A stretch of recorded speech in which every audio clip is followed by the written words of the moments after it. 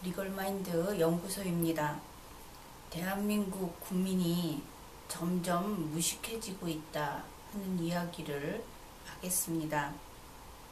무식해지고 있다는 뜻은 말을 제대로 하지 못하고 글을 제대로 읽고 제대로 이해하지 못한다는 뜻입니다.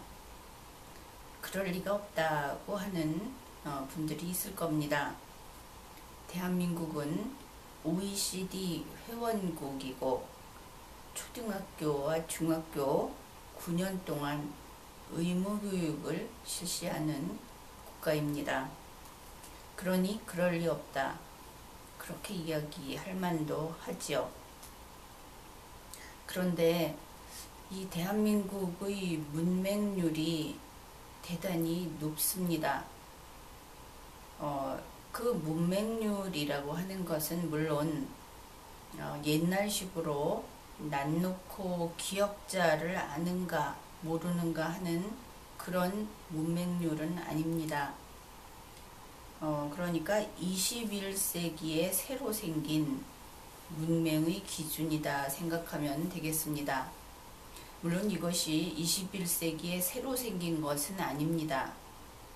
그런데 OECD에서 이러한 기준으로 이제는 문맹이라고 하는 것을 새롭게 평가하겠다 하고 지금까지 우리가 당연히 알았어야 할 것들을 그러한 조사 데이터 속에 넣은 것이죠. 어떻습니까? 이제 슬슬 불안해지기 시작하죠. 정말 문맹인가 보다. 그런 생각을 하게 될 겁니다. 이러한 21세기형 문맹, 즉 그 말을 하되 말로써 의사를 명확히 전달하지 못하고 상대방의 이야기를 듣고 그 의미를 파악하지 못하고 글은 쓰는데 그 글이 자신의 논리를 제대로 전달하지 못하고 다른 사람의 글을 물론 읽는데 그 의미를 제대로 파악해내지 못하는 이러한 21세기형 문맹은 여러 가지 문제를 일으킵니다. 개인의 면에서 보면은 다른 사람과 함께 생활하는데 장애를 느낀다고 합니다. 다른 사람과 공동생활이 안 되는 것입니다. 그리고 국가의 입장에서 보면 이러한 국민은 물론 현대에는 그러니까 이 21세기에는 국가와 국민의 관계가 매우 타산적입니다. 그래서 그것이 항상 국가의 부를 높여주는가 아니면 국가의 부를 축내는가 하는 차원에서 곧잘 분석을 하죠. 그렇기 때문에 이렇게 21세기형 문맹인 국민은 국가적 비용을 발생시키는 국가의 장애물로 평가됩니다. 또한 이들은 국가의 경쟁력을 하락시키죠. 이러한 문제가 제기된 자료는 아주 일찍부터 나왔습니다. 2007년 7월 노무현 대통령에게 교육문화비서실에서 IMD 교육부문 국제 경쟁력 랭킹 보고서를 제출합니다. 이 보고서에서 대한민국의 약점을 분석하고 그 대책을 내놓은 부분이 있습니다. 그 내용은 이렇습니다. 언어 능력의 기업 요구 부합 여부 이렇게 줄여놓은 말인데 어떤 사람이 우리 국민 어떤 1인이 가지고 있는 그 보유한 능력 지니고 있는 언어 능력이 기업에서 그 사람을 인재로서 채용할 만한 수준에 이르는 것인가 그렇지 않은가 하는 것을 평가하는 것을 이렇게 표현한 것입니다. 그런데 그것이 10점 만점에 3.93, 즉 전 세계에서 55개국 중에서 44위로 매우 낮다. 보고서에 이렇게 나타나 있습니다. 그 기업이 대학 졸업 학력을 지닌 사람에게 외국어 능력과 의사소통 능력을 요구하는 그 요구에 부합하지 못한다는 것이죠. 아주 다수가. 그런데 이 조사는 그 55개국의 3,700여 명 기업인을 대상으로 조사했다고 합니다. 여기에서 외국어 능력과 의사소통 능력이 매우 떨어진다, 매우 낮다고 했는데, 당시 정부는 외국어 능력이 부족하다는 점에 좀 더 주의를 기울였던 것 같습니다. 그래서 마련한 대책이 다음과 같은 것입니다. 방과후 학교, 원어민 강사, 초등영어 체험센터, 제주 영어 전용 타운, EBS 영어방송 등을 통해서 외국어 교육을 내실화 하겠다. 또 외국인 교수를 확충하고 교육과정을 개선해서 경쟁력을 강화하겠다. 이렇게 보고를 했는데, 그 결과 이것이 오늘날 학교에서, 그러니까 밖에 있는 사교육이 학교 안으로 들어가 버린 그러한 학교에서 실시하는 사교육이 늘어나게 되는 어떤 출발점 가운데 하나다. 이렇게 볼 수 있습니다. 여기서 문제는 대학 졸업 수준의 국민에게서 외국어 능력도 그렇지만 한국어 그 의사소통 능력이 낮다는 것이 문제입니다. 이 의사소통 능력이라고 하는 것은 사회생활 혹은 공동생활의 기본이죠. 이러한 그 말과 글의 능력이 낮아지고 있다 하는 것은 다른 조사에서도 나타나 있습니다. 한국교육개발원의 조사가 그것인데, OECD에서 먼저 이 조사 도구를 개발을 했습니다. OECD가 한 것은 더 일찍부터입니다. 21세기형 이 문맹률이라고 하는 것을 20세기 말에 이미 준비하기 시작한 것이죠. 그래서 1994년부터 1998년까지 OECD 국가를 포함한 20여 개국에서 국제 성인 문해 조사, 그러니까 문장을 이해할 수 있는 능력 조사, 이러한 것을 하는 도구를 마련을 했습니다. 그래서 우리 한국 그 교육개발원에서 이 도구를 가지고 연구를 했던 것이죠. 그래서 그 연구한 결과를 발표를 했습니다. 우리나라 국민들을 대상으로 조사를 했더니 산문 문해 능력, 이것이 그 3단계 이상 되는 사람이 48% 정도 됐습니다. 3단계는 우수한 레벨이 아닙니다. 그저 일상생활을 할 수 있을 만한 최저 수준인 것이죠. 산문문해라고 하는 것은 신문이나 광고문을 보고 그게 무슨 내용이구나, 내가 이것을 보고 나한테 필요하다 혹은 필요하지 않다 하는 것을 이해하는 능력을 가리킵니다. 다음으로 문서문해, 이것이 있는데, 문서문해는 3단계 수준이 34.3%로 OECD 국가 중에 꼴찌를 했습니다. 이 문서문해는 지도, 시간표, 도표, 그림을 보고 필요한 정보를 정렬하거나 파악하는 능력입니다. 서울 지하철 그 플랫폼에 가보면 매우 복잡한 그 노선도가 있죠. 그렇다면 우리 국민 중에 거의 66%가 그런 것을 제대로 활용할 수 없다는 의미인 것입니다. 물론 이것은 좀 오래전의 연구입니다. 그러나 세계적으로는 이 연구를 항상 기준으로 삼고 있습니다.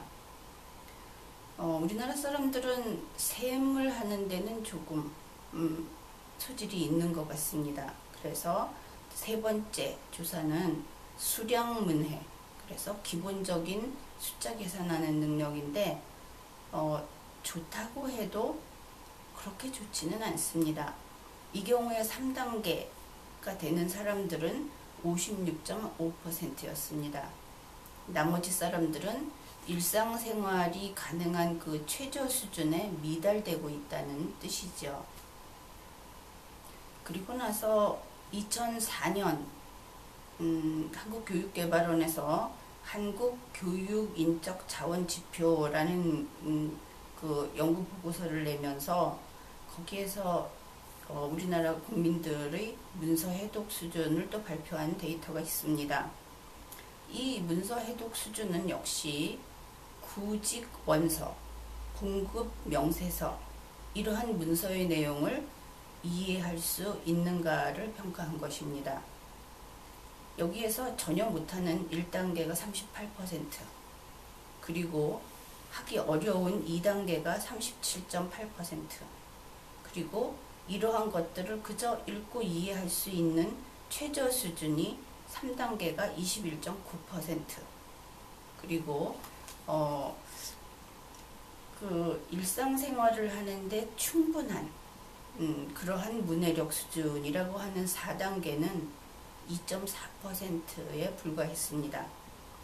이 4단계라고 하는 것은 기업에서 인재를 채용했을 때 어떤 새로운 분야의 어떤 매뉴얼이 나온다든지 하면은 그것을 읽고 적응할 수 있는 수준이라고 합니다.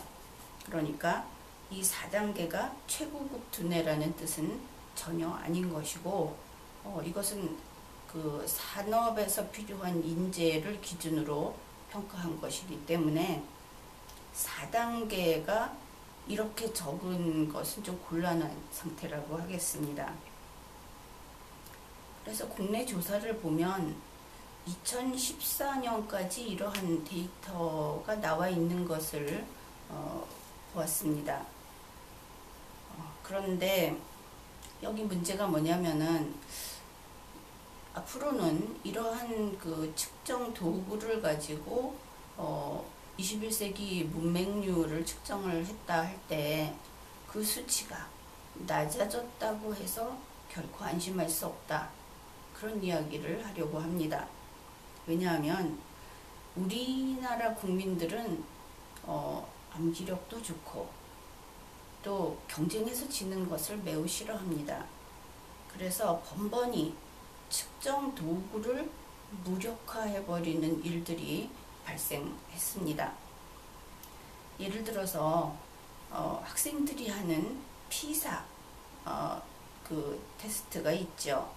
그러면은 신문 같은데 한국이 피사에서 수학이 3이다, 몇이다 하고 보도가 됩니다.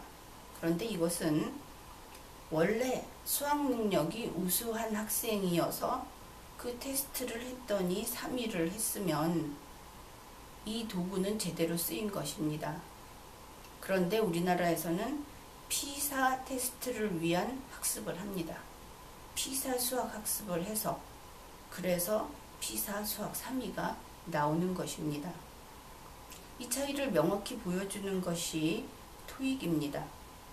토익은 일상 사물을 본다든지 생활을 하면서 영어 사용을 자유스럽게 할 수 있는가 하는 것을 테스트하는 도구입니다. 그런데 우리나라에서는 모든 학생들이 토익 학원을 다니죠. 그 토익 학원이 같은 것 같으면서도 지금 방향이 다릅니다. 일상생활에 필요한 영어를 두루 공부를 해서 토익 점수가 높이 나오면 그것은 그 도구가 제 기능을 하는 것이죠. 기업은 토익 몇 점인 사람을 선발하면 기업에 와서 그만큼 그 사람이 업무를 할 능력을 지니고 있다는 것이 확인되고, 그리고 그 능력을 발휘할 것입니다. 그런데 우리나라에서는 토익 시험 기출문제부터 시작해서 토익 시험에 자주 나오는 그러한 유형이나 답안 선택 방법을 학습을 합니다. 그래서 토익이 950점, 990점 이렇게 나와도 막상 채용을 해놓으면 그만큼 영어 활용 능력이 없다는 것이 기업이 털어놓는 고민이죠. 기업이 그런 고민들을 털어놓고 있습니다. 그래서 우리나라에서는 이 21세기형 실질 문맹률을 조사를 했더니 그것이 낮게 나온다 하더라도 어쩌면 그 측정 도구를 아예 마스터해버린 것이 아닐까 하는 생각을 하게 됩니다. 그런데 나는 2017년 현재 우리 국민들의 문서 해독 수준이 낮다고 평가합니다. 그러한 도구와 관계없이 나는 그렇게 보고 있는데, 실예를 하나 들어보면 이렇습니다. 학생들 대학 입시 그 수시 전형에서 자기소개서와 논술 이런 것이 있죠. 그런데 그 준비하기가 힘들고 어렵다는 학생들이 매우 많습니다. 그런데 생각을 해보면 자기소개서 쓰고 논술을 시험을 보는 것은 그렇게 높은 수준을 요구하는 것이 아닙니다. 그런데 논술을 실제로 어떻게 준비하느냐 하면은 기출문제를 가지고 역시 방금 전에 이야기했던 토익을 정복하는 방식으로 지원하고자 하는 학교의 논술 시험 문제를 정복해 나가죠. 그러니까 모범 답안을 암기하니까 힘드는 것입니다. 논술은 그 분량이 길기 때문입니다. 그래서 이러한 입시에 있어서 이런 수시 서류를 준비하는 것이 어렵다는 소리가 많이 나오는 것을 보았을 때 역시 우리나라의 실질 문맹률하고 이것이 관계가 있고 문서 해독 수준이라든지 말과 글을 쓰는 능력이 낮아져 있다, 낮은 상태다 하는 것을 알 수 있습니다. 그런데 똑같은 학생들이 지금 자기소개서나 논술은 어렵다고 하면서 학교에서 수업을 들을 때도 역시 한글과 한국어로 하죠. 그것이 어렵다고 하지는 않습니다. 그렇죠. 이 두 가지를 잘 비교를 해야 하는데 학교에서 하는 교과 수업의 한계가 바로 여기에서 나오는 것입니다. 학교에서는 말도 잘하고 글도 잘 쓰고 주관식 시험도 잘 쓰고 답을 잘 쓰고, 그런데 그것은 반복 학습을 통해서 보고 익힌 것을 가지고 쓰고 말하는 것이다 하는 점을 알아야 합니다. 만일 그것이 스스로 자유자재로 말과 글을 구사하는 학생이라면 자기소개서와 논술은 어려운 것이 될 수 없습니다. 그래서 암기된 것, 자주 쓰던 것은 잘 알고 스스로 글 한 줄을 쓰려고 하면, 스스로 한 3분짜리 스피치를 하려고 하면 대단히 어려워하는 것입니다. 말과 글은 의사소통의 도구입니다. 그래서 말과 글의 수준이 떨어지게 되면 의사소통이 저해되는 현상이 나타나고, 이것은 바로 국민 통합을 방해합니다. 이렇게 말과 글을 다루는 능력이 저하된 국민은 광고에 쉽게 현혹되고 미신에 빠지고 판단력이 낮아집니다. 지난 선거에서 봤듯이 여론조사 몇 %라고 속이면 속고, 가짜뉴스로 속이면 역시 속고, 투표를 바람잡이에게 속아서 투표합니다. 바로 이러한 것은 민주주의를 무너뜨리는 일입니다. 민주주의가 무너지면 다시 암흑기, 계급주의 시대로 돌아가는 것입니다. 그래서 대한민국에서는 말과 글을 제대로 교육하는 것이 급선무입니다. OECD 그리고 선진국에서도 인정하는 21세기 문맹, 실질 문맹이라고 하는 것이 왜 의미가 있는지 자각해야 하는 것입니다. 이 말과 글을 제대로 교육하는 것은 민주주의를 지키는 일입니다. 민주주의는 역시 자유를 누리는 것의 다른 이름이고, 또 이 말과 글을 가르치는 것은 국가 경쟁력을 높이는 일입니다. 국가의 경쟁력이 높아진다는 것은 달리 표현하면 부자가 되는 것이죠. 이번 회에는 여기까지 하겠습니다.